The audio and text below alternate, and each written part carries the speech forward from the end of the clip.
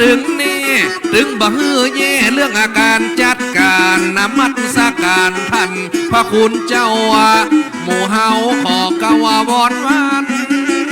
เอ่ยแม่กำเป็นประธานจัดงานตั้นเจ้าอาวาส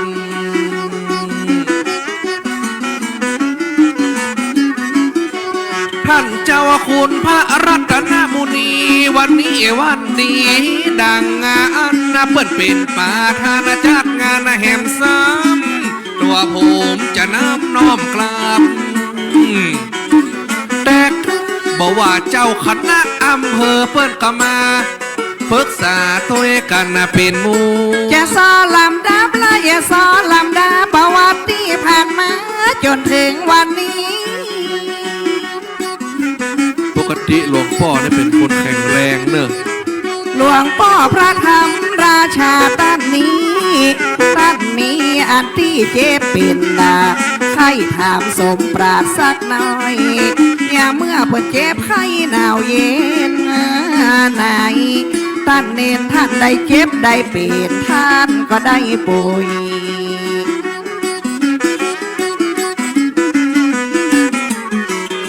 กะท่านทุนเจ้าท่านป่วยเมื่อใดการเป็นดีไข้ถามลูกเต้าว่าไข้ถามก็อาการนั้นแล้วตั้งเจ้าเจ็บป่วยอะยังแน่นอนนายเพิ่นเอาไปโรงยาบาลที่ไหนปรึกษานอนนายตั้งลูกสมปราดเมื่อเดือนมิถุนายน62หลังจากปิกฉลองจากเมืองน่านตอนมิถุนา62มิถุนาฉลองจากเมืองน่านหลังจากกลับจากเมืองน่านตอนนั้นตัวท่านขึ้นไส้ขึ้นเหียนประกอบว่ามีอาการท้องร่วงก็ซ้ำว่ามีอาการอาเจียนเปลี่ยนด้านเปลี่ยนเพื่อหมอเปิ้นเฮียนเพื่อหมอเปิ้นตรวจเกิดอาการท้องร่วงอาเจียนขึ้นเหียนซ้ำว่าเป็นไส้ติ่งอันนี้มันรักษาหายมันบ่เป็นอะไรถึงบ่พูดขาดดวนวันนี้จะเล่ากันเป็นส่วนกำนานก็รักษาหายเนอเป็นไส้ติ่งก่อนแฮมก็เป็นไส้ติ่งแต่บ่พอเป็นยังเพราะว่าอาการมันอาเจียนเหียนคลื่นอาการไส้ติ่งเป็นว่าเมาคลื่นเหียนเป็นว่าอาเจียนหักตอนเจ็บต้องเลยไปหาหมอการตั้งเจ็บป่วยตั้นนี้ละบะปนตั้นได้หักต้นตั้งในนั้นนะหลังจากนั้นได้รับการผ่าตัดไส้ติ่งออกนักมันบ่เสียเวลานะตั้นนาหลังจากรักษาตั้นจ้างจะหายขาดโอ้หายละไส้ติ่งนี่หายละลูกจากเมืองน่านจากการฉลองอย่างมาหมดมองตั้นเจ้าอาวา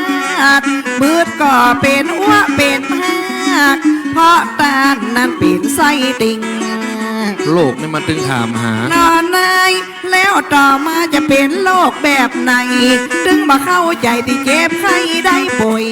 เตือนครั้งที่หนึ่งมันยังบอดสยองเตือนครั้งที่สองมาหม่นมองใจ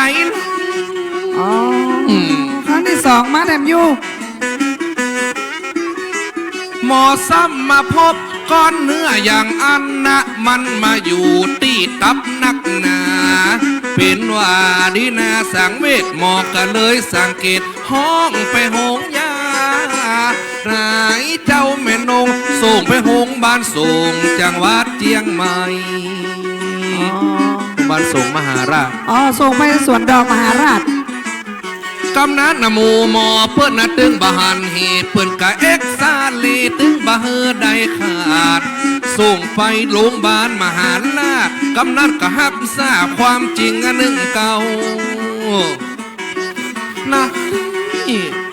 หัวใจปอจะนีเป็นระยะที่สี่ที่มะเร็งติดตับก็เนื้อติดตับยังมานักใหญ่เอาไปที่ไหนที่สวนดอกแถมแล้วโรงพยาบาลสงฆ์มหาราชนครเชียงใหม่พบว่าเป็นโรคมะเร็งตับระยะที่4 จิตหยดพอไหวใจหยดพอเปี้ยวเป็นว่าใดตรวจวินิจฉัยเป็นว่ามะเร็งติดตับอายังมาคับขั้นที่สี่นอนไหนท่านนายรักษาแบบไหนที่โรงพยาบาลสวนดอก คีโมกะตอนนั้นก็ คีโมเหรอ กะเพราะเป็นพระผู้อาวุโสท่านอย่าไปครีโมกะเข้าออกไปตีโรงพยาบาลสวนดอกตึกสมการตีอาพาธนอนนายหมู่หมอนนักหมู่หมอหลายลังเตื้อมันก็หายมีบุญหนึ่งเก่ากำนันหมอแพทย์หมู่จังหวัดเจียงไฮ้ขออนุญาตถวายขอตั้นปิกหมอแพทย์ยังไงขออนุญาตเอากลับมาหมู่คณะแพทย์นิมนต์กลับไว้ขอท่านให้ปิกมาเตอะหน้าหงบานาเจียงไฮ้ประชานุเคราะห์กระตึงเหลียบล้อนาสนอแต่กานาท่านนากำนันก่อปิกมารักษาตัวต่อปิกมาโรงพยาบาลเจียงไฮ้ประชานุเคราะห์ต่อแม่นแล้วครับกำนันกาปิกมาหงบานส่งเจียงไฮ้ตกลงเฮากระเดืองว่าได้ถึงส่งอาพาธบักขาดปีไทยปิกมาไว้ติดเจียงไฮ้เหียก่อนแต่พญาติหมอจะรักษาบ้านเฮามีโฮมยากะเก่งกาหนึ่งเก่าก็อยู่เจียงใหม่จะได้ก็บางหายเอาปิกเจียง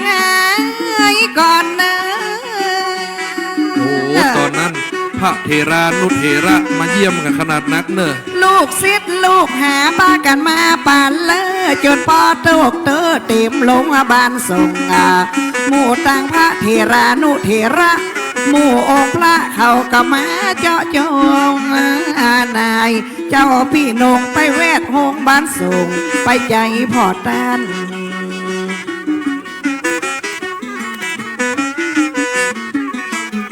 ระยะที่สี่เป็นวายาบางหายตับจนป้อไว้หายใจพอกันนะ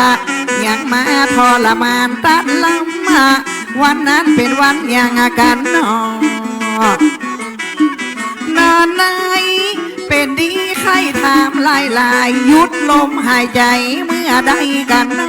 ตัดวันที่8 เดือนสิงหาคมใบไม้บ่ไหวลมสัก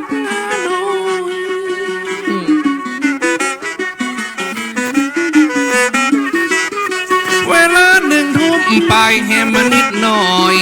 ตอนนั้นหมู่คณะสงฆ์กำลังหาลืองานวัดพักแก้วสดใสเลิศแล้วหาคอตกลงเฮ้ยเจ้าแม่คมหมอแพทย์ก็เลยปูงโทรลงมาบอกวินิจฉัยละบอกว่าอาการสุดนักตอนนั้นหมอแพทย์ว่าอาการสุดนักก่อนว่าจะหักลักกระตึงบัดใดหมู่ศิษยานุศิษย์ตันให้เลยมาสวดพจน์ชมหลวงพ่อนายมาสวดพจน์ชมอยู่ที่ข้างเตียงกระตึงสำเนียงหน้ามวนเป็นว่าปาการเรามาสวดพจน์ชมที่ตึกสงอาพาธตอนนั้นก็ว่าปิกมาวัดพระแก้วที่ตึกสงครับฟังเสียงโพดชงสวดมนต์ดังลั่นนาตีหันนะยังมาสุขใจตามเจ้าในวันที่8เป็นว่าเปิดมาแวดมาใจในเจ้าปีในหมดลมหายใจมันต้วงไว้แล้วนะ19:49 นาทีเวลาประมาณหมอกเนี้ยครับวันที่8 มีนา19 นาฬิกาเป็นว่าถึงบ่อลาเจ้าถึงบ่ได้หายใจแล้วเล่ายังมาโศกเศร้ามัวเดามืดมนสีเทาวัดจนละปอเงียบปอเงาโมเฮาน้ำตาจนปอหล่น19:49 นาทีขาดสิ้นชีวีล่วง19 นาฬิกา มรณะภาพละสังขารพองเพววัดพระแก้วจุดปองเงียบปองเงาจากไปด้วยอาการอันสงบเหลือแต่ความดีละหมู่เฮาเฮ้ยแม่เนาอย่างมาเงียบเหงาจอยบอยแต่นออายุได้เท่าใดเจ้า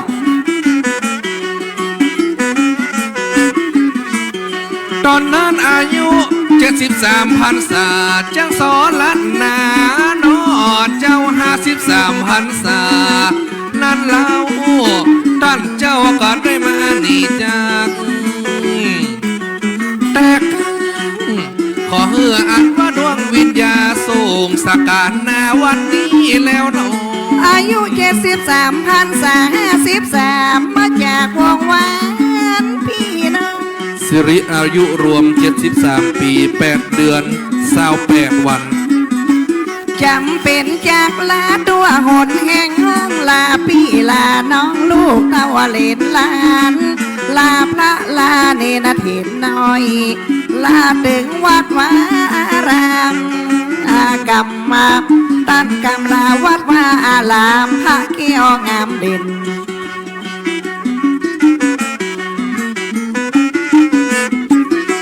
ขอวิญญาณหลวงพ่อไปสู่สวรรค์ห้องนิพพานตั้งนาหัสดีลิงดิ่งนาขึ้นฟ้าไปบนเมฆใหญ่คนกรรมก็ขอวิญญาณหลวงพ่อได้หันขวากินขวาทานเกี่ยมดังไว้มาขอหลวงพ่อไปปะเสพะอรหันต์จุดที่บนสวรรค์วิมานจันทร์ฟ้า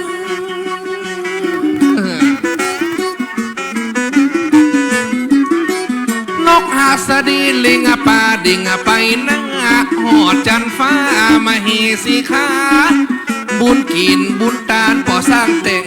ทั่วทุกหนแห่งตึงบสวะอารมลานาด้านหน้าเหินสู่เวหาต้องฟ้าอากาศสาธุขอนกหัสดีลิง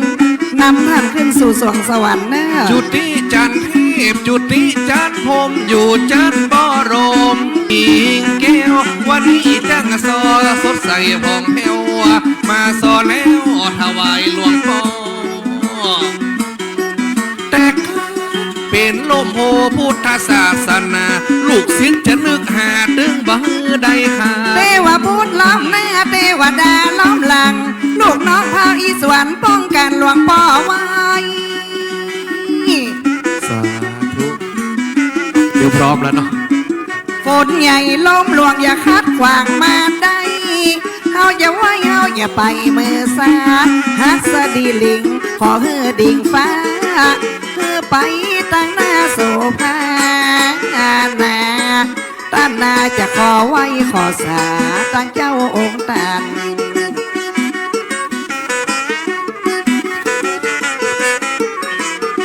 กะบทบาทนี้จ้างซออย่าปงวางแต่งดังกันเหียนอเจ้า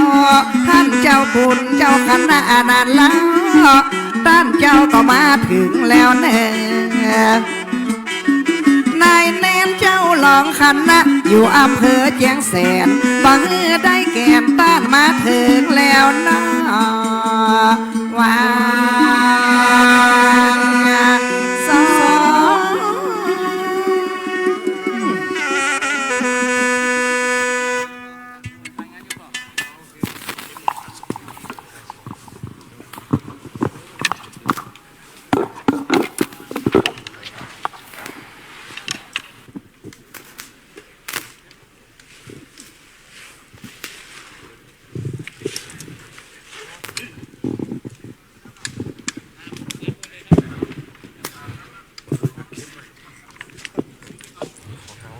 นมัสการพระเดชพระคุณพระมหาโพธิวงศาจารย์ราชบัณฑิตเจ้าวาดวัดราชโอรสารามที่เคารพอย่างยิ่งพระราชาคณะที่เคารพอย่างสูงพระคุณเจ้าทุกรูปเรียนรองผู้ว่าราชการจังหวัดเชียงรายว่าที่ร้อยตรีณรงค์โรจนโสธรประธานฝ่ายคารวาส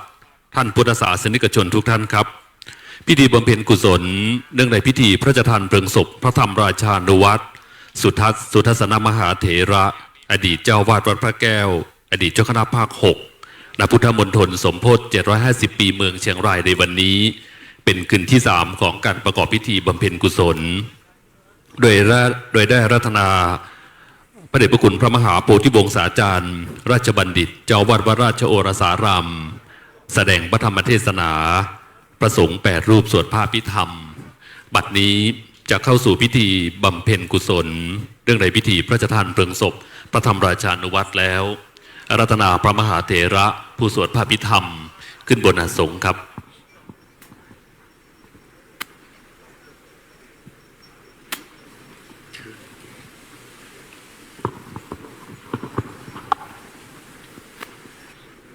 หมดเลยคนพา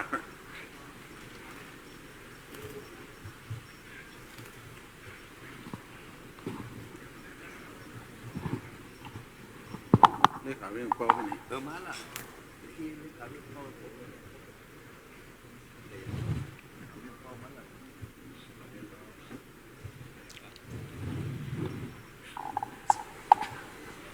ลำดับนี้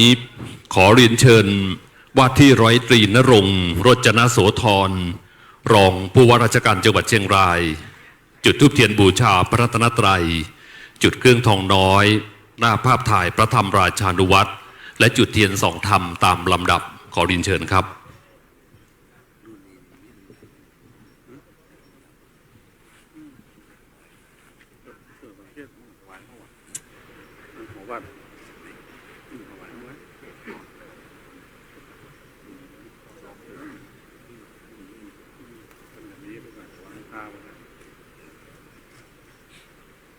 เป็นเชิญท่านสาธุชนทุกท่านประนมมือครับ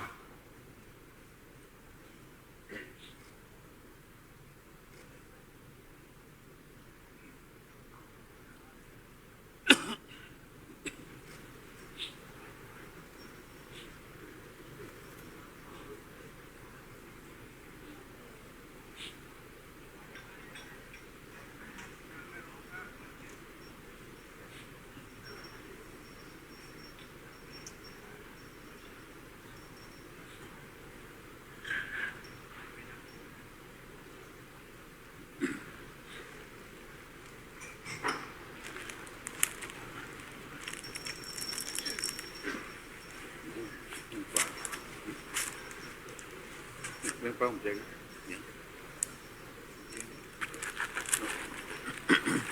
หาเสร็จแล้วสมคมเจ๊ง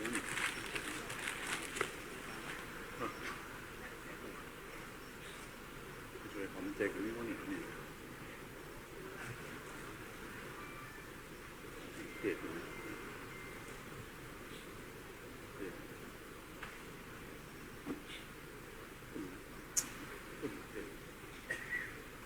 ซุ่มกันเจ็บคนได้คนซุ่มเตะเลย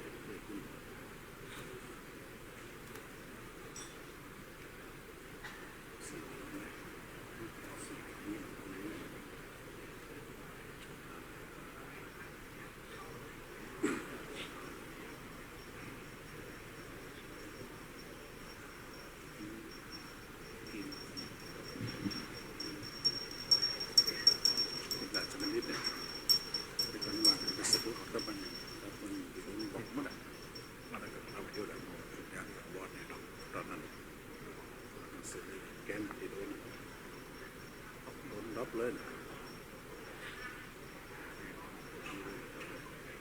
ก็ได้เป็นตัวมีการสารอันนี้เราสมมติว่าล้นพอดมัน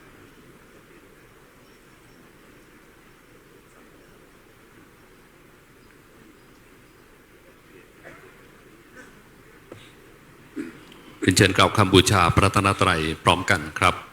อิมินาสการเรนะพุทธังอภิปูชยามะอิมินาสการเรนะธัมมังอภิปูชยามะอิมินาสการเรนะสังฆังอภิปูชยามะอรหังสัมมาสัมพุทโธภควาพุทธังภควันตังอภิวาเทมิสวากขาโตภควตาธัมโมธัมมังนัมสสามิ สุปฏิปันโนภควะโตสาวกสังโฆสังฆังนะมามิ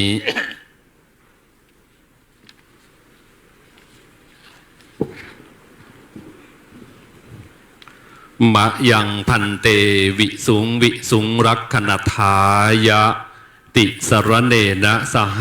ปัญจศีลานิยาจามะทุติยัมปิมะยังพันเตวิสุงรักขณทายะติสรเนนะสหปัญจศีลานิยาจามะตติยัมปิมะยังพันเตวิสุงรักขณทายะติสรเนนะสหปัญจศีลานิยาจามะนะโม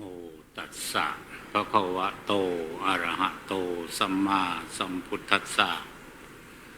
นะโมตัสสะภะคะวะโตอะระหะโตสัมมาสัมพุทธัสสะนะโมตัสสะภะคะวะโตอะระหะโตสัมมาสัมพุทธัสสะนะโมตัสสะภะคะวะโตอะระหะโตสัมมาสัมพุทธัสสะนะโมตัสสะภะคะวะโตอะระหะโตสัมมาสัมพุทธัสสะนะโมตัสสะภะคะวะโตอะระหะโตสัมมาสัมพุทธัสสะพุทธังสรณังคัจฉามิพุทธังสรณังคัจฉามิธัมมังสรณังคัจฉามิธัมมังสรณังคัจฉามิสังฆังสรณังคัจฉามิสังฆังสรณังคัจฉามิทุติยัมปิพุทธังสรณังคัจฉามิทุติยัมปิพุทธังสรณังคัจฉามิทุติยัมปิธัมมังสรณังคัจฉามิทุติยัมปิธัมมังสรณังคัจฉามิทุติยัมปิสังฆังสรณังคัจฉามิทุติยัมปิสังฆังสรณังคัจฉามิตติยัมปิพุทธังสรณังคัจฉามิตติยัมปิพุทธังสรณังคัจฉามิตติยัมปิธัมมังสรณังคัจฉามิตติยัมปิธัมมังสรณังคัจฉามิตติยัมปิสังฆังสรณังคัจฉามิตติยัมปิสังฆังสรณังคัจฉามิปานาติปาตาเวรมณีสิกขาปะทังสมาธิยามิปานาติปาตาเวรมณีสิกขาปะทังสมาธิยามิอทินนาทานาเว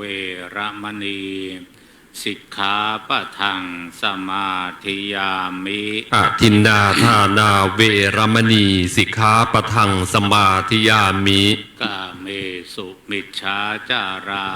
เวรมณี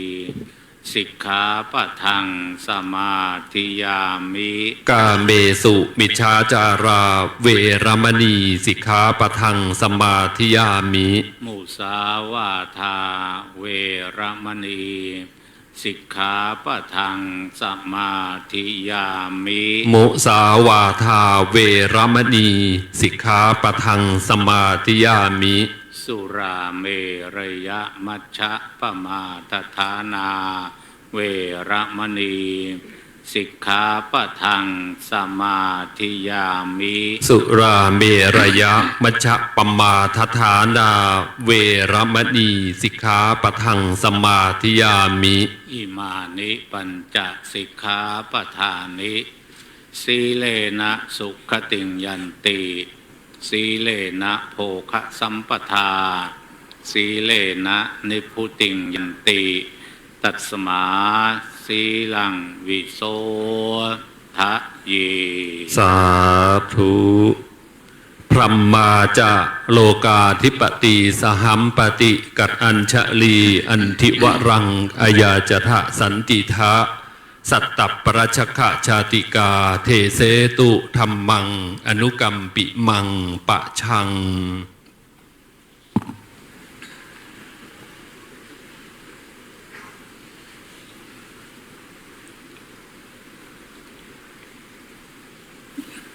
นะโมตัสสะภะคะวะโตอะระหะโตสัมมาสัมพุทธัสสะนะโมตัสสะ ภะคะวะโตอะระหะโตสัมมาสัมพุทธัสสะนะโมตัสสะภะคะวะโตอะระหะโตสัมมาสัมพุทธัสสะคัมภีระปัญหังมนัสสาภิจินตยังนัจจาหิตังกัมมะกโรติรุทธังกาลาคตังอัตตปทังนรินจติตถาวิทังปัญญวันตังวทันตีติอี บัดนี้จักได้แสดงพระธรรมเทศนาในปัญญวันตะวีทิกถาเพื่อฉลองศรัทธาเพิ่มพูนปัญญาบารมีธรรมและอนุโมทนาในทักษิณานุปทานุทิศที่คณะสงฆ์วัดพระแก้วคณะสงฆ์จังหวัดเชียงรายคณะศิษย์ซึ่งมีท่านเจ้าคุณพระรัตนมุนีเจ้าคณะจังหวัดเชียงรายปัจจุบันเป็นประธานและท่านเจ้าคุณพระพุทธิยานมุนีรองเจ้าคณะจังหวัดเจ้าวาดวัดพระธาตุผาเงาพร้อมทั้งคณะสงฆ์และข้าราชการพ่อค้าประชาชนคณะสาธุชนผู้ใจบุญซึ่งในคืนนี้มีท่านว่าที่ร้อยตรีณรงค์โรจนะโสธรรองผู้ว่าราชการจังหวัดเป็นประธานได้ร่วมกันบำเพ็ญให้เป็นไปเนื่องในพิธีพระราชทานเพลิงศพพระเดชพระคุณท่านเจ้าคุณพระธรรมราชานุวัตรสุทัศนมหาเถระอดีตเจ้าวาดวัดพระแก้วอดีตเจ้าคณะภาค6และอดีตหัวหน้าพระธรรมทูตสาย4ด้วยน้ำใจอันเปี่ยมล้นด้วยกตัญญูกตเวทิตาธรรมเพื่อบูชาพระคุณและตอบแทนอุปการะคุณอันหาที่สุดมิได้ที่พระเดชพระคุณท่านเจ้าคุณผู้มรณภาพได้ปฏิบัติบำเพ็ญไว้ซึ่งเป็นคุณูปการอันยิ่งใหญ่เป็นไปเพื่อประโยชน์เกื้อกูลแก่ภิกษุสามเณรคฤหัสถชนและแก่วัดแก่พระศาสนาแก่บ้านเมืองที่ยังประจักษ์และจารึกอยู่ในความทรงจำของทุกท่านมาจนทุกวันนี้เมื่อมีน้ำใจลำลึกอยู่เช่นนี้จึงช่วยกันจัดช่วยกันทำบำเพ็ญกุศลอุทิศถวายด้วยความเสียสละทั้งกำลังกายกำลังความคิดและกำลังทรัพย์อันเป็นที่น่าอนุโมทนาสาธุการเป็นอย่างยิ่งพระเดชพระคุณท่านเจ้าคุณพระธรรมราชานุวัตรสุทัศนมหาเถระนี้เป็นพระมหาเถระที่สำคัญรูปหนึ่งของคณะสงฆ์ภาคเหนือและของคณะสงฆ์ไทยเพราะเป็นพระมหาเถระที่มีศีลาจารวัตรงดงามน่าศรัทธาเลื่อมใสเป็นไปตามหลักสมณะสารูปมีอัธยาศัยที่ยิ้มแย้มเข้าหาง่ายใจดีมีน้ำใจชอบคิดชอบทำชอบช่วยเหลือผู้อื่นมีความรับผิดชอบในหน้าที่โดยเฉพาะในด้านการปกครองทำให้งานคณะสงฆ์เดินหน้าไปได้โดยสะดวกไม่ติดขัดจนได้รับความไว้วางใจจากการคณะสงฆ์ยกย่องให้ดำรงตำแหน่งสูงขึ้นตามลำดับคือเป็นเจ้าอาวาสวัดพระแก้วซึ่งเป็นวัดสำคัญประจำจังหวัดเป็นเจ้าคณะจังหวัดเป็นเจ้าคณะภาค6เป็นหัวหน้าพระธรรมทูตสาย4ในส่วนสมณศักดิ์ก็ได้รับพระมหากรุณาธิคุณเลื่อนชั้นสูงขึ้นจนถึงเป็นพระราชาคณะชั้นธรรม เหล่านี้เป็นเครื่องหมายรับรองความเป็นพระมหาเถระที่สำคัญนำความปราบปลื้มมาให้แก่คณะสงฆ์คณะศิษย์เป็นศักดิ์ศรีแก่จังหวัดเชียงรายเป็นอย่างยิ่งชีวิตโดยภาพรวมของพระเดชพระคุณอาจกล่าวได้ว่าเป็นพระผู้สืบพระศาสนาโดยแท้เพราะได้ปฏิบัติภารกิจส่วนตัวเป็นประโยชน์ต่อพระศาสนาอย่างมั่นคงยั่งยืนมาโดยตลอดอันภิกษุก็ตามสามเณรก็ตามผู้สมควรได้รับยกย่องว่าเป็นผู้สืบพระศาสนานั้นคือเป็นผู้ถึงพร้อมด้วยคุณสมบัติสี่ได้ด้วยกันสี่ได้นั้นคือได้อยู่ได้รู้ได้ทำได้เกียรติได้สี่ได้นี้จะขยายความไปโดยสังเขปนัยได้อยู่นั้นหมายถึงเมื่อได้บวชเป็นภิกษุหรือเป็นสามเณรแล้วก็มีใจมั่นคงยินดีในความเป็นภิกษุเป็นสามเณรของตนปฏิบัติตนไปตามพระธรรมวินัยไม่เบื่อหน่ายไม่ทอดทุระ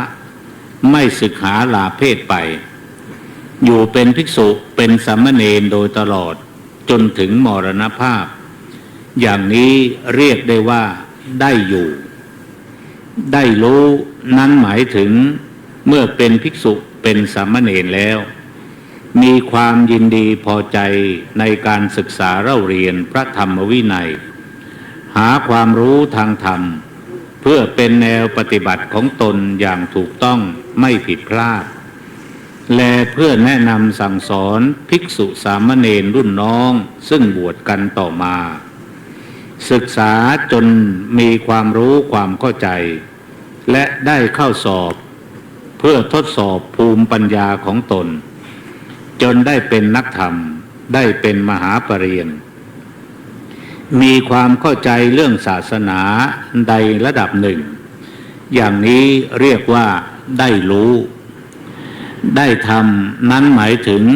ได้ทำงานทำหน้าที่ได้ใช้ความรู้ไปทำงานที่เป็นประโยชน์ทั้งงานดูแลวัดงานบูรณะปฏิสังขรณ์วัดงานสอนพระปริยัติธรรมงานสอนชาวบ้านหรืองานอื่นที่เป็นประโยชน์ต่อพระศาสนาและต่อสังคมทำงานด้วยใจสมัครด้วยใจรักด้วยความรับผิดชอบด้วยความรู้สึกที่ดีต่อวัดต่อส่วนรวมว่าอยู่วัดต้องให้วัดอาศัยบ้างไม่ใช่อาศัยวัดเพียงอย่างเดียวอย่างนี้เรียกว่าได้ทำได้เกียรตินั้นหมายถึงได้รับการยกย่องได้รับการเคารพนับถือได้รับศรัทธาจากภิกษุสามเณรทั่วไปจากชาวบ้านญาติโยมทั้งปวงการที่จะได้รับอย่างนั้นแสดงว่าเป็นพระดีเป็นสามเณรดีเป็นผู้เสียสละมีเมตตามีอัธยาศัยเกื้อกูลน่าเคารพศรัทธาเมื่อเป็นเช่นนี้เขาจึงให้เกียรติเขาจึงยกย่องหากไม่เป็นจริงไม่มีจริงฉะไหนเขาจะให้เกียรติให้การยกย่องอย่างนี้เรียกว่าได้เกียรติภิกษุสามเณรผู้มีสี่ได้ครบถ้วนคือได้อยู่ได้รู้ได้ทำได้เกียรติอย่างนี้จัดเป็นผู้สืบพระศาสนาทำให้พระศาสนามั่นคงยั่งยืนและสืบสานต่อไปได้หากขาดพระขาดสามเณรที่ประกอบด้วยสี่ได้เช่นนี้พระศาสนาก็จะขาดผู้สืบสานและจะอันตรธานไปในที่สุดพระเดชพระคุณพระธรรมราชานุวัตร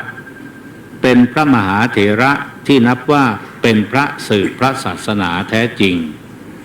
เพราะประกอบด้วยสี่ได้นี้ครบถ้วนดังนั้นเมื่อยังมีชีวิตอยู่จึงได้ปฏิบัติตัวรักษาตนให้เป็นผู้มีคุณภาพ ไม่ทำสิ่งที่เป็นโทษทำให้เศร้าหมองทำสิ่งที่เป็นประโยชน์ตามวาระตามโอกาสดังนั้นนอกจากเป็นผู้ควรได้รับยกย่องว่าเป็นผู้สืบพระศาสนาแล้วยังควรได้รับยกย่องว่าเป็นผู้มีปัญญาด้วยเพราะประกอบด้วยคุณลักษณะแห่งผู้มีปัญญามากประการดังพระบาลีในสรพังคชาดกขุททกนิกายที่เชิญมาเป็นนิเขปบทเบื้องต้นเทศนาว่าคัมภีรปัญหังมนสาภิกินตยังเป็นอาทิซึ่งท่านผู้รู้ได้แปลความเป็นภาษาไทยไว้ว่าผู้ใดคิดแก้ปัญหาอันลึกซึ้งได้ด้วยใจไม่ทำกรรมอันหยาบช้าหาประโยชน์มิได้ไม่ละทิ้งทางแห่งประโยชน์อันมาถึงตามกาลบัณฑิตเรียกคนเช่นนั้นว่าผู้มีปัญญาดังนี้พระบาลีนี้เป็นพระพุทธพจน์เก่าที่พระพุทธเจ้าตรัสไว้สมัยที่ทรงเป็นดาบสโพธิสัตว์นามว่าสผังคะทรงนำเรื่องมาเล่าแล้วตรัสไว้เนื้อหาสาระข้อธรรมเป็นการบ่งบอกถึงวิถีหรือลักษณะแห่งผู้มีปัญญาว่าผู้ที่มีพฤติกรรมได้ปฏิบัติได้ทำอย่างนี้อย่างนี้บัณฑิตผู้รู้ทั้งหลายยกย่องว่าเป็นผู้มีปัญญาผู้ได้รับยกย่องเช่นนี้เป็นหลักประกันได้ว่าเป็นผู้มีปัญญาจริงเชื่อถือได้จริงคบหาสมาคมไปมาหาสู่และเคารพนับถือได้จริงอันลักษณะแห่งผู้มีปัญญานั้นท่านแสดงไว้3 ประการเท่านั้นคือเป็นผู้คิดแก้ปัญหาอันลึกซึ้งได้ด้วยใจหนึ่งเป็นผู้ไม่ทำกรรมอันหยาบช้าหาประโยชน์ไม่ได้หนึ่งไม่ละทิ้งทางแห่งประโยชน์อันมาตามการหนึ่งซึ่งลักษณะทั้ง3 ประการนี้อันผู้ฉลาดทั้งหลายย่อมไม่ละทิ้งเพิกเฉยปฏิบัติตัววางตนไปตามหลักนี้ตามการตามโอกาสที่มาถึงเป็นผู้ไม่ประมาทเลินเล่อไม่เผลอไผล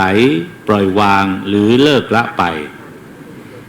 แล้วไปประพฤติปฏิบัติในทางตรงกันข้ามเมื่อเป็นเช่นนี้มีปัญหาอะไรก็จะแก้ไขไม่ได้มีแต่เผลอตัวหรือสมัครใจไปทำสิ่งที่ไม่ถูกต้องสร้างความเดือดร้อนให้แก่ตัวเองหรือมีทางที่จะสร้างสรรค์ประโยชน์ให้แก่ตนได้ก็เพิกเฉยละทิ้งโอกาสนั้นไปลักษณะแห่งผู้มีปัญญาข้อต้นว่าเป็นผู้คิดแก้ปัญหาอันลึกซึ้งได้ด้วยใจนั้นหมายความว่าเป็นผู้สามารถในการแก้ปัญหาต่างๆที่เกิดขึ้นแก่ตนหรือในงานของตนเป็นคนแก้ปัญหาเก่งแก้ได้ถูกทางแก้แล้วไม่สร้างปัญหาเพิ่มหรือทำให้เกิดความเสียหายตามมาอันปัญหาต่างๆในชีวิตของคนเหล่านั้นมีหลายรูปแบบซึ่งทุกปัญหาล้วนจำต้องแก้ไขให้หมดไปเพื่อให้งานเดินหน้าไปได้เพื่อให้ไม่ต้องวิตกกังวลไม่ต้องคร่ำเครียดจนไม่เป็นอันกินอันนอนยิ่งเป็นปัญหาที่เกี่ยวกับชีวิตเกี่ยวกับงานหรือเกี่ยวกับเกียรติยศชื่อเสียงด้วยแล้วจัดเป็นปัญหาที่ลึกซึ้งและซับซ้อนการแก้ปัญหาเช่นนั้นจำต้องอาศัยจิตใจที่มั่นคงเข้มแข็งอาศัยปัญญาที่เฉียบคมเข้าช่วยจึงจะสามารถผ่านไปได้ทำให้ชีวิตเป็นสุขเบาสบายคลายทุกข์คลายเครียดได้การแก้ปัญหาด้วยใจนั้นเป็นสิ่งสำคัญมากผู้มีปัญญาผู้มีปัญหาจำต้องมีใจที่เข้มแข็งมั่นคงมีความกล้าที่จะต่อสู้กับปัญหาและอุปสรรคต่างๆใจที่เข้มแข็งและมีความกล้าเช่นนี้ จัดเป็นพื้นฐานที่ดีทำให้กระตือรือร้นไม่ท้อแท้ไม่ถอยหลังยอมแพ้เดินหน้าได้ร่ำไปสุดท้ายก็จะลุกถึงความสำเร็จผ่านพ้นปัญหาต่างๆไปได้คนที่สามารถแก้ปัญหาได้เช่นนี้จัดว่าเป็นคนมีปัญญาเป็นคนฉลาดชีวิตย่อมมีความสุขมีความสบายใจในการทำงานและได้รับความสำเร็จในสิ่งที่ปรารถนาแต่หากเมื่อมีปัญหาเกิดขึ้นใจไม่เข้มแข็งไม่กล้าสู้ก็จะเกิดความท้อแท้แล้วปล่อยวางไปตามเรื่องตามราวแก้ปัญหาอะไรไม่ได้เริ่มต้นอะไรไม่ได้ชีวิตก็ก้าวหน้าอะไรไม่ได้ตามมาที่เป็นเช่นนี้เพราะใจไม่ได้รับการฝึกฝนโดยเฉพาะฝึกฝนไปตามหลักธรรม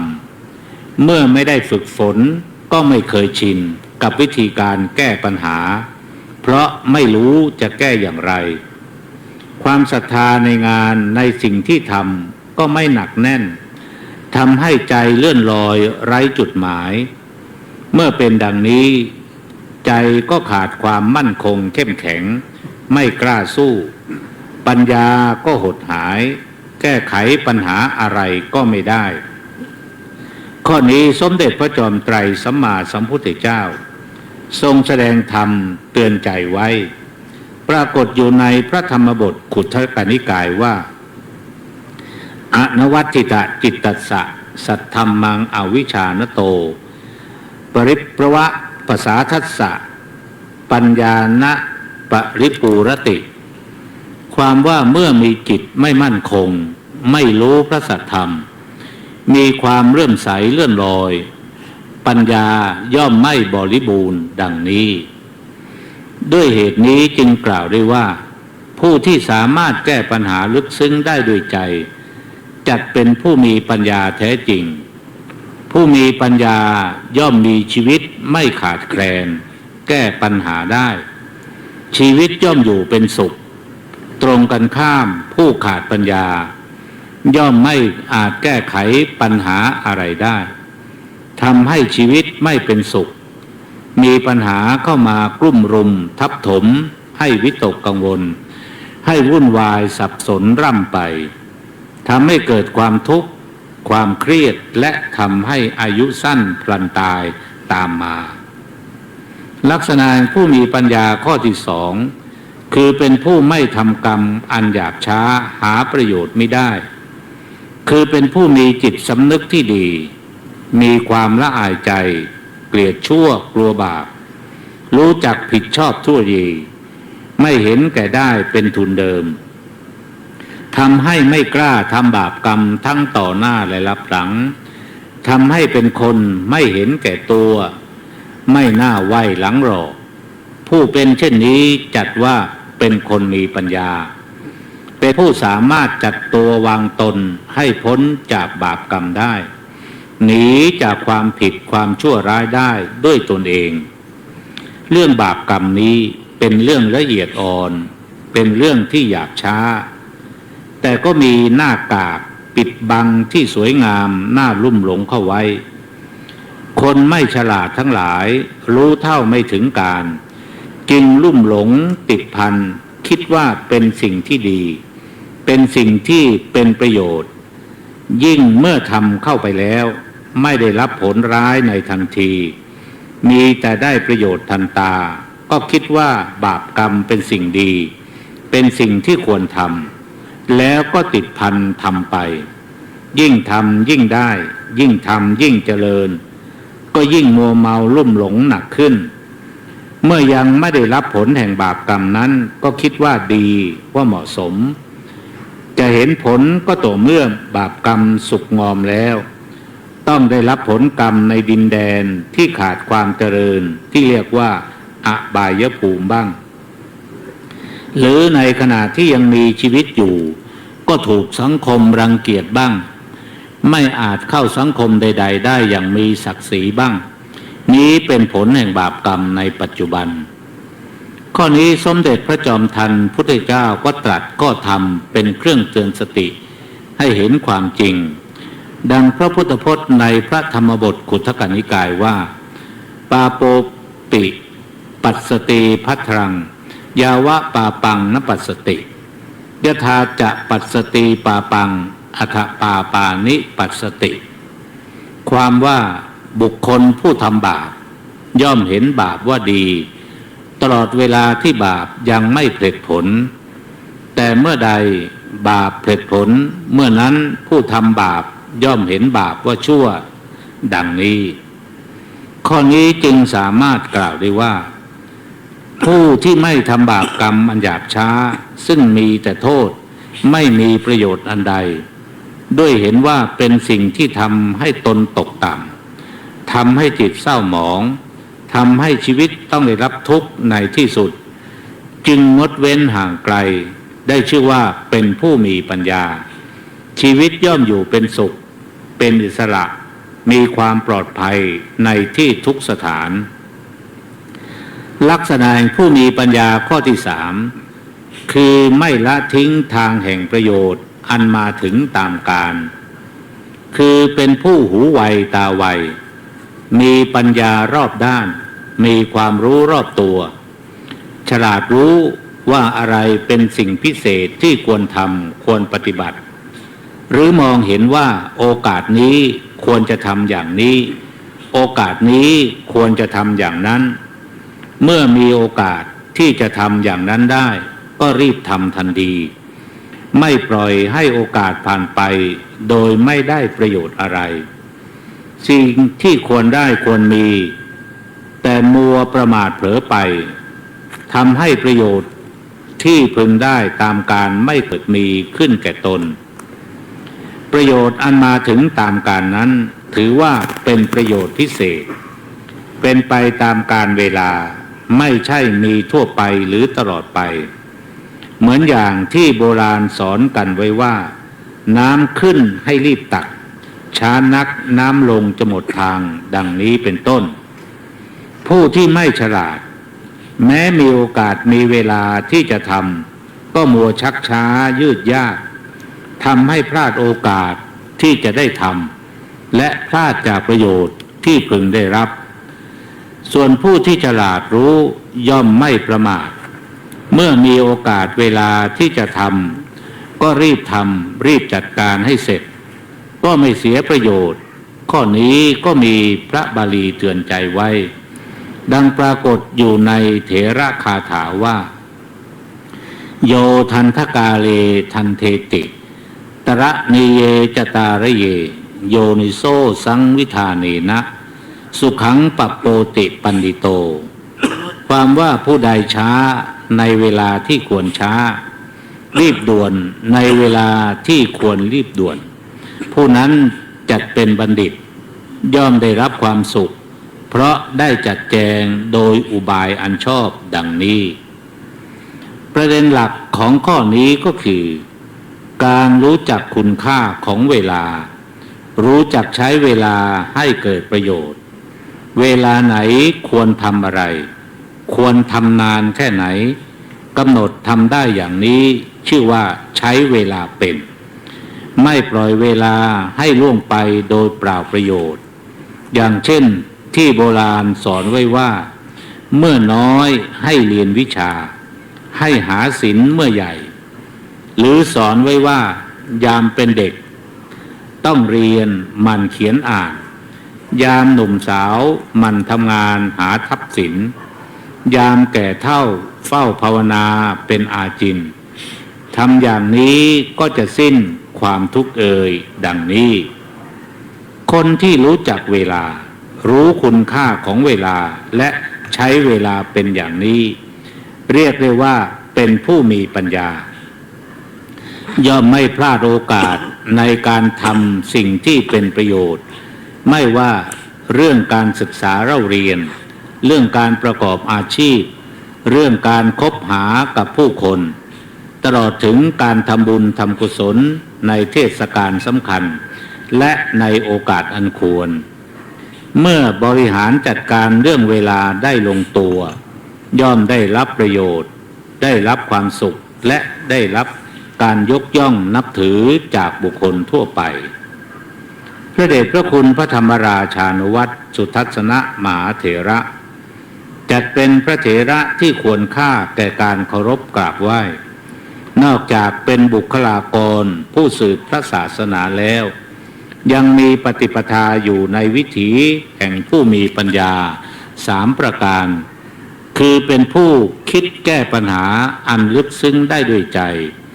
เป็นผู้ไม่ทำกรรมอันหยาบช้าหาประโยชน์มิได้และไม่ละทิ้งทางแห่งประโยชน์อันมาถึงตามกาลอย่างครบถ้วนสมบูรณ์เป็นแบบอย่างอันสำคัญ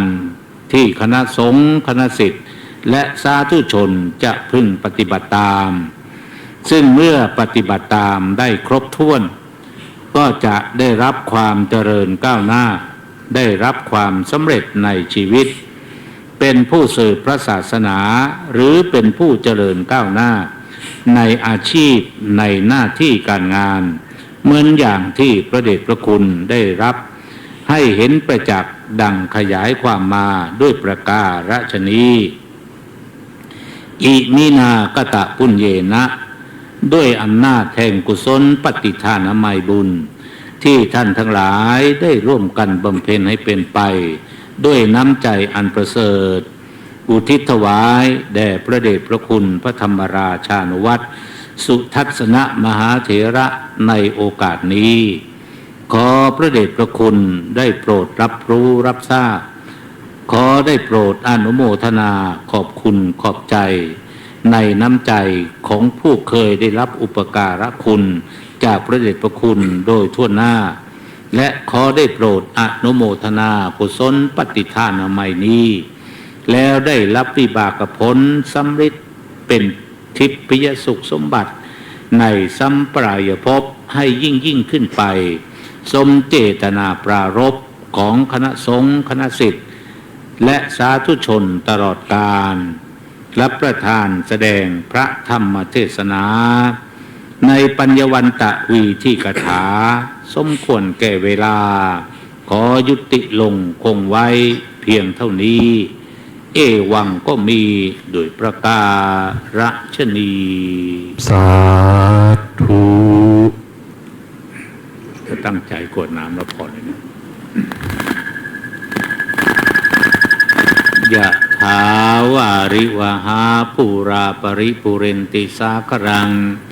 เอวะเมวะอิโตทินังเปตานังอุปกัปปติอิชิตังปฏิตังตุมหังขิปเมวะสมิจฉตุสัพเพปูเรนตุสังกปาจันโทปนรโสยถามณิโชติระโสยถาสัพพิติโยวิวัชชันตุสัพพโรโควินัสตุมาเตภวัตวันตรายโยสุขีที่ข้าอยู่โกภวะอภิวาทนาสีลิสะนิจจังวุธาปจายโนจัตตารโอธรรมาวัฏันติอายุวันโนสุขังพระลัง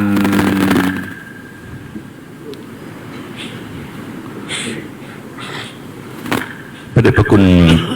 พระมหาโพธิวงศาจารย์ราชบัณฑิตเจ้าอาวาสวัดราชโอรสารามได้แสดงพระธรรมเทศนาและอนุโมทนาเป็นที่เรียบร้อยแล้วได้นำศิษยานุศิษย์ในพระธรรมราชานุวัตรสุทัศนมหาเถระขอนมัสการขอบพระคุณพระคุณเจ้าด้วยความขอบพระคุณเป็นอย่างยิ่ง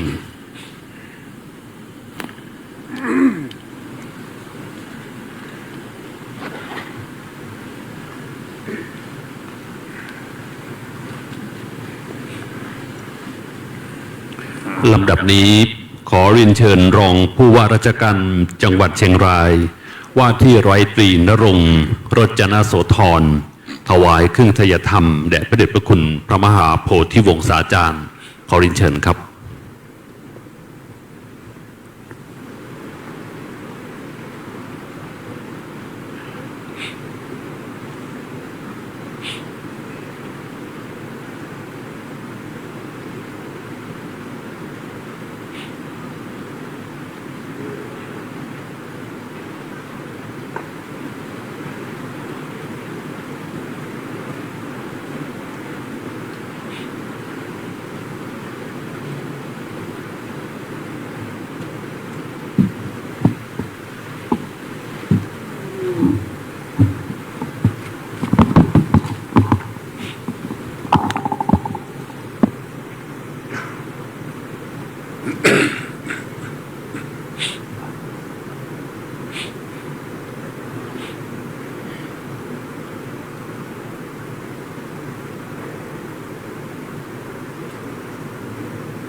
ใน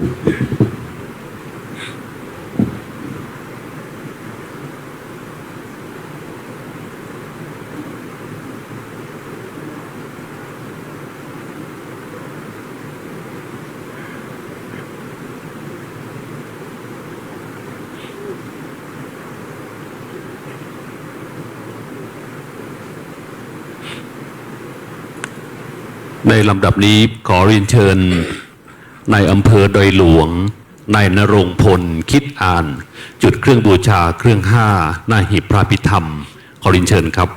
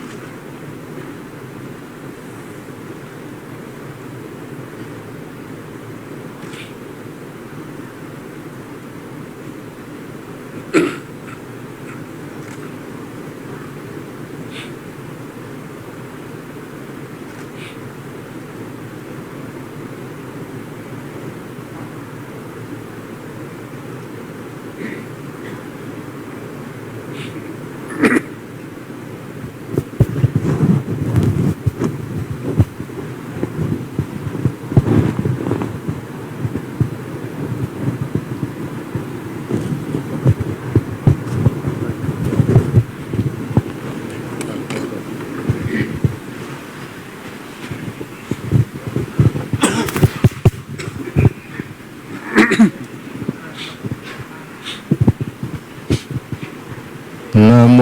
ตัสสะภะคะวะโต อะระหะโตสัมมาสัมพุทธัสสะนะโมตัสสะภะคะวะโตอะระหะโตสัมมาสัมพุทธัสสะนะโมตัสสะภะคะวะโตอะระหะโตสัมมาสัมพุทธัสสะ กุศลธรรมะ อกุศลธรรมะอภัยกตาธรรมะกตเม ธรรมะ กุศลายสมิงสมัยเยกามาวจรังกุศลังเจนตังอุปันนังโหติโส มนัส สัสสะหะกตังญาณสัมปยุตตังรูปารัมมนังวาคันธารัมมนัง วะ พระสารัมมนังวาพุทธาภารัมมนัง วายัง มารัมมนังวายังยังวาปนาราปตาสมิงสมัย เย ภาโสโหติอเวเคปโหติเยวาปนาตาสมิ สิ ง งสมัยเย อันเยปิอันติปติสั สั ม สสะโมปะ ปันนาอารูปิโนธรรมาอิเมธรรมากุศลา ปัญจขันธา รูปาขันโทเวทนาขันโทสัญญาขันโทสังขารัง ขัน โทวิญญาณขันโทตาทกตโมรูปาขัน โทยัง กินจิรูปังอ ติตานังคตปัจจุปันนังอาชาตังวาปหิทาวาโอนลาลิ ลิกังวาสุขุมังวาหินังวาปะเนตัง วายังทัวเรวา สันติเกวาทาเทกาชังอภิสัญโยหิตวาอภิสัง เกปิต ตวาอายังโวจติรูปาคันโน สังฆโหอา สังฆโหสังฆหิเตนะสังฆหิตังสัง ฆหิเต เตนะสังฆหิตังสังฆหิเตนะสังฆหิตังสังฆหิเตนะสังฆหิตังสัมปโยโคเวปโย โพ สัมปโยเตนะเวปโยตังเวปโยเตนะสัม ปโยต ตังสังฆหิตัง ชปัญญาติ ติโยคันธปัญญา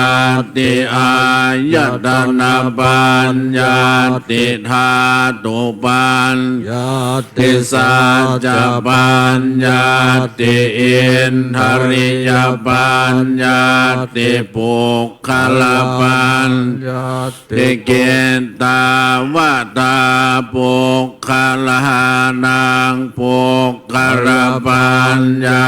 ติสมัย ยาวิโม มุตโตอสมัยวิมุตโตกุปธรรมโมอากุปธรรมโมปริหา นาธรรมโม อปริหานธรรมโมเจตนาภาโพอนุรักขณา ภาพ โพปุโธชโนโคตระภูพโยปรโตอภโยปร โท ภาภาคมโนอภาภาคมโนนิยโตอนิยโตปฏิปัน นาโก ภะเลทิโตอะระหาอะระหาตายปฏิปันโน ปุคคโลอุป ปลาปฏิชาจิกาตปรมาเทนาติอามัน ตา โยชาจิกาโทปรมาโทตโตโสปุคโลอุปลาปฏิชาน เสกาต ตปรมาเทนาตินาเหวังวัตตาเพอาชานหิเนคหังหันติปุคโลอุปลาปฏิชาน เสกาตปรมาเท เทนะเตนะวัตตะเรวัตตาเพโยชาจิกาโท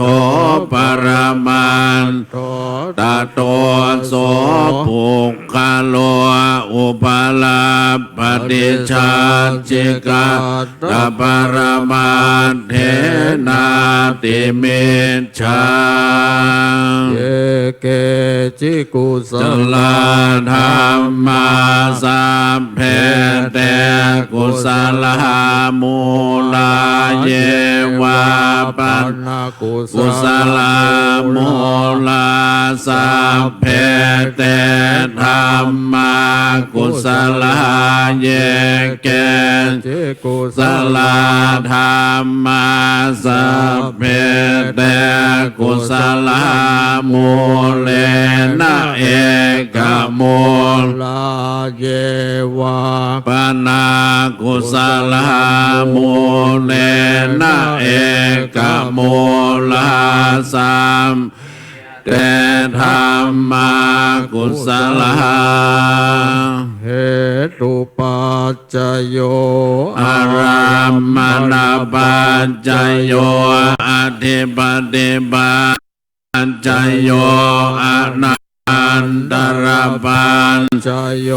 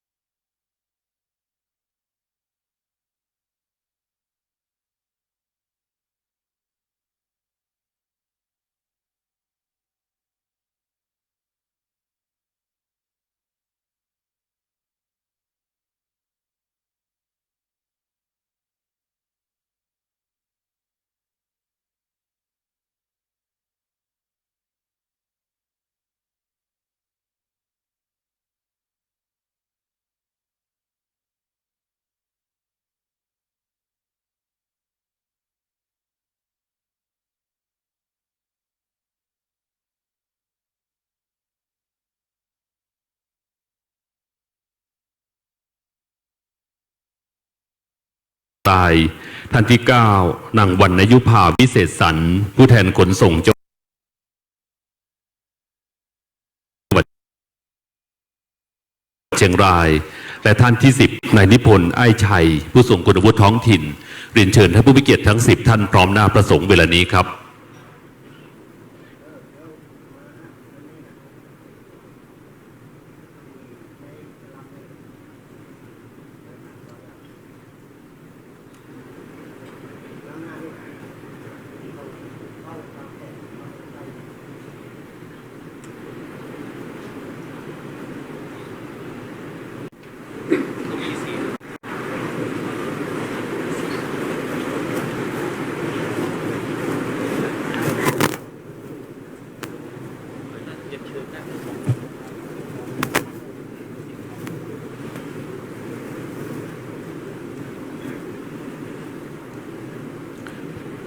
พร้อมแล้วเรียนเชิญประเคนเครื่องทยธรรมพร้อมกันเชิญครับ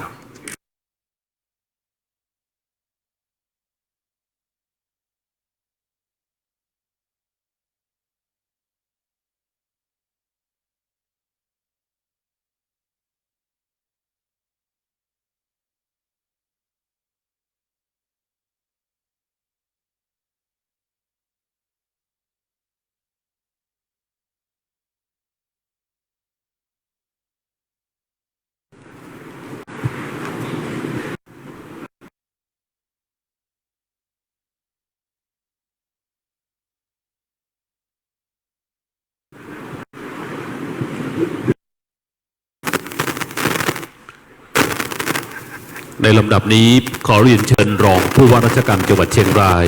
ว่าที่ร้อยตรีณรงค์ โรจนโสธรทอดพระไตรบังสุกุล10 ไตรเรียนเชิญครับ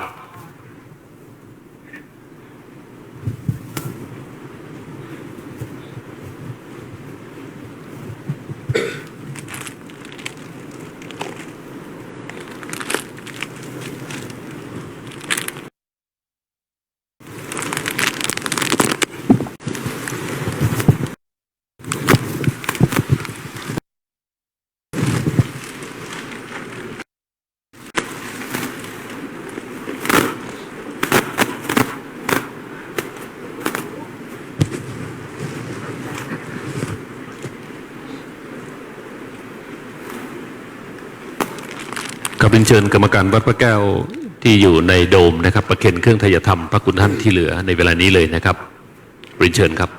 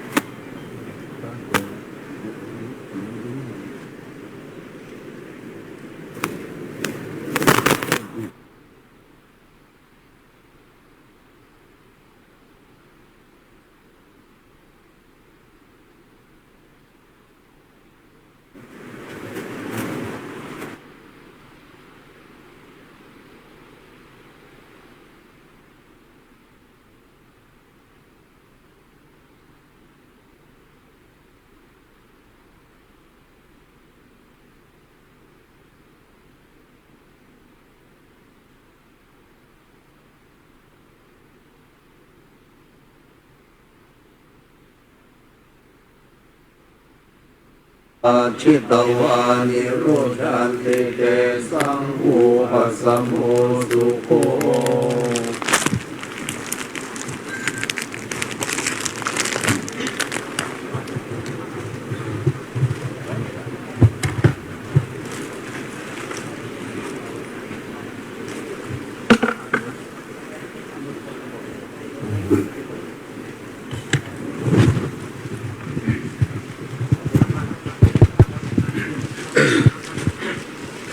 ยะถาวาริวหาปุราปริปุเรนติสาครังเอ เอวะเมวะอิโตทินังเปตานังอุปกปปติอิจิตังปฏิตังตุมหังคิปะเมวะสมิสตุสัพเพปุเรนตุสังกปาจันโทปันนละโสยะธามณิโชติละโสยะธาสัพพิติโยวิวัชชันตุสัมภโรโควินาศตุมาเตภวัตวันตรายโยสุขิติกายุโกภวสัพพิติโยวิวัชชันตุสัพพโรโควินาศตุมาเตภวัตวันตรายโยสุขิติกายุโกภวสัพพิติโยจันตุสัพพโรโควินาศตุมาเตภวัตรายโยสุขิติกายุโกภวะอภิวาทนาสิเล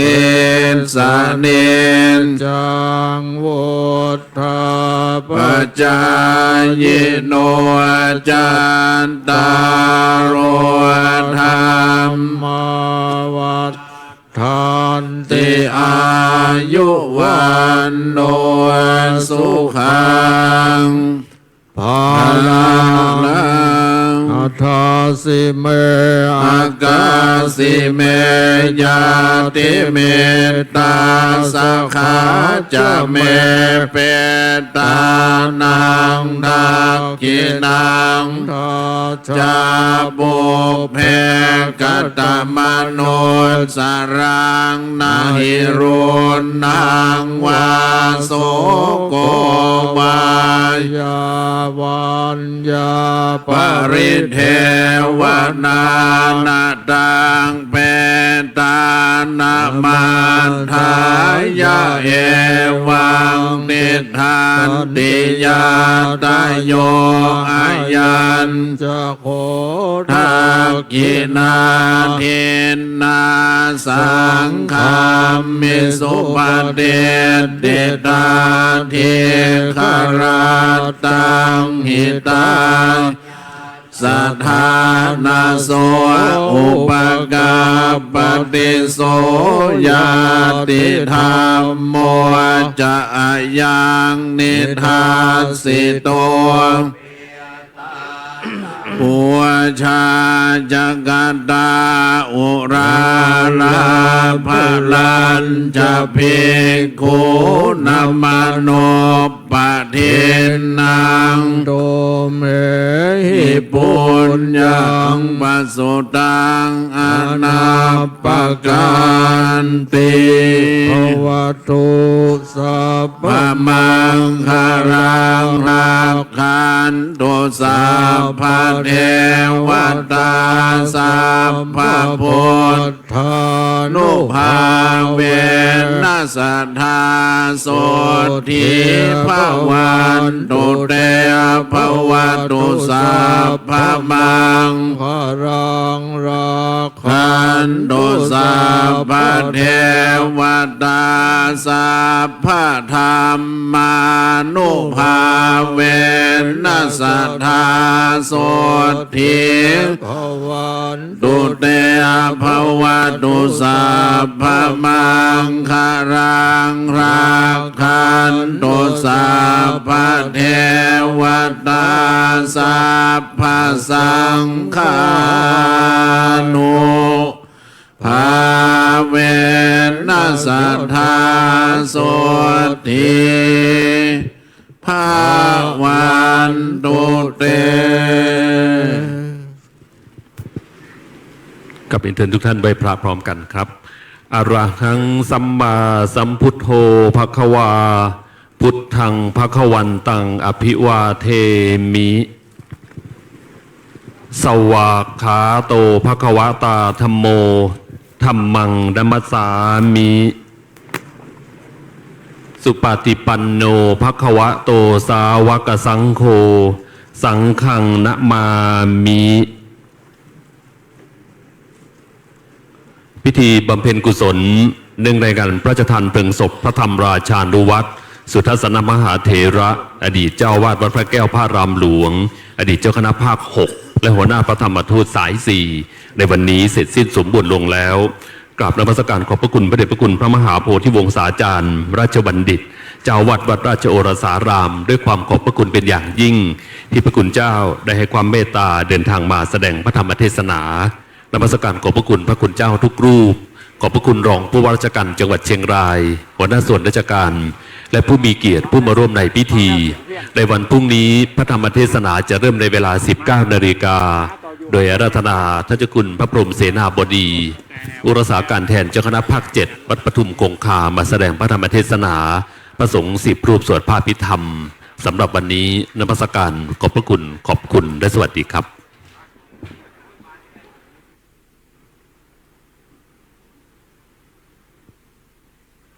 ในช่วงนี้นะครับทางด้านโชเฟอร์นะครับแต่ละหัววัดช่วยกันยกตู้สังเขตนะครับยกตู้สังเขตรวมจนถึงลูกพระลูกเนนวัดพระแก้วของเฮานะครับลูกศิษย์วัดพระแก้วเฮาช่วยกันยกเครื่องสังเขตนะครับของด้านพระสงฆ์ที่ยกสังเขตเองมาได้นะครับโปรดเมตตาช่วยเป็นธุระจัดการกรรมนะครับและสำหรับพี่น้องศรัทธาเฮาท่านไหนที่อยากจะร่วมทอดผ้าไตรบงศกุลได้ร่วมกันเป็นเจ้าภาพหลวงเงินหลวงคำในโอกาสนี้ก็ขอน้อมเรียนเชิญ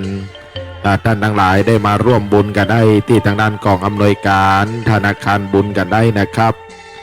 ระวังตู้กุญแจเนอะท่านอย่าปิกมังพานนี่ระวังตู้กุญแจท่านตกนะครับกุญแจจะอยู่ในหันนะครับยกระวังกุญแจหันพอกุญแจด้วยเนอะไอเนอร์กุญแจฮัตตกแล้วกับมันกุญแจหายแล้วก็เปิดตู้มาได้นะกุญแจอยู่ในตู้นะครับยกระวังเนอระวังงั้นกุญแจตกนะครับถ้ากุญแจตกแล้วก็ใจการมาได้นะครับดังนั้นพี่น้องศรัทธาเฮาท่านไหนอยากจะร่วมทอดผ้าไตรบางสกุลตามกำลังศรัทธานะครับซึ่งในวันนี้คณะสงฆ์ทางด้านอำเภอแม่ลาวได้โปรดเมตตาได้พัดเปลี่ยนหมุนเวียนกันได้มาพิจารณาผ้าไตรบางสกุลนะครับประธานุโมทนาบุญเป็นอย่างยิ่งพี่น้องศรัทธาท่านไหนอยากจะร่วมทอดผ้าไตรบางสกุลเป็นเจ้าภาพหลวงเงินหลวงคำตามกำลังศรัทธาโอกาสนี้ขอเรียนเชิญเลยนะครับ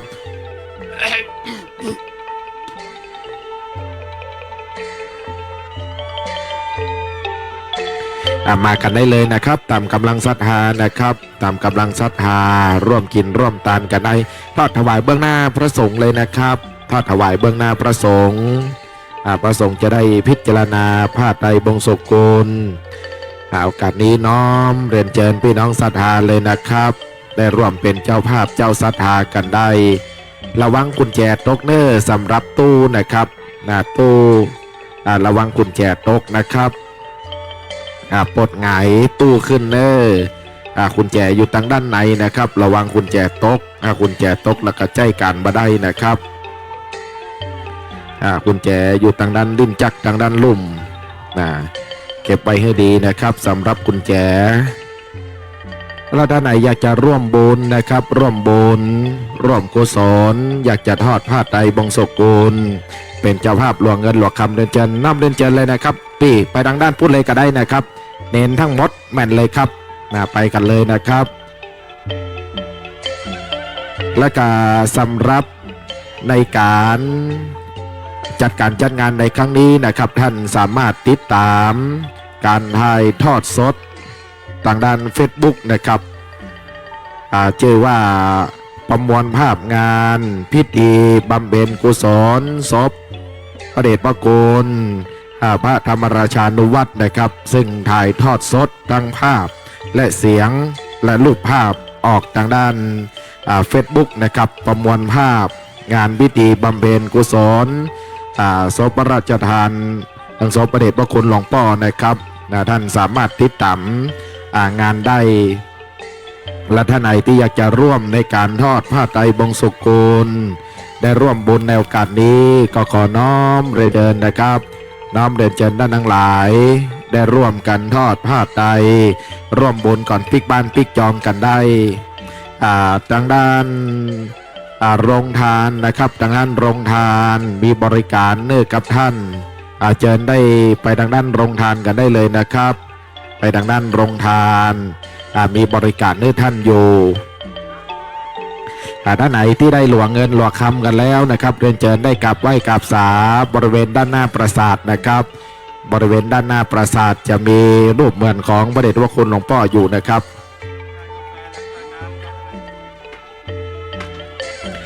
มีโรงทานกาแฟและการน้ำฟ้าทลายโจรจากทางด้านวัดพระธาตุจอมรุ่งอำเภอตำบลแม่เย็นอำเภอพานนะครับได้มาตั้งบริการอยู่ทางด้านหน้าอาคารนะครับครับขอคณะศิษย์เก่า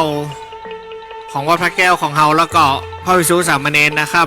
เดี๋ยวเฮาจะได้ช่วยกันยกทายธรรมสังเฆตน้อยเพื่อจะถวายหัววัดในวันพรุ่งนี้แห่งจำนวน196หัววัดนะครับ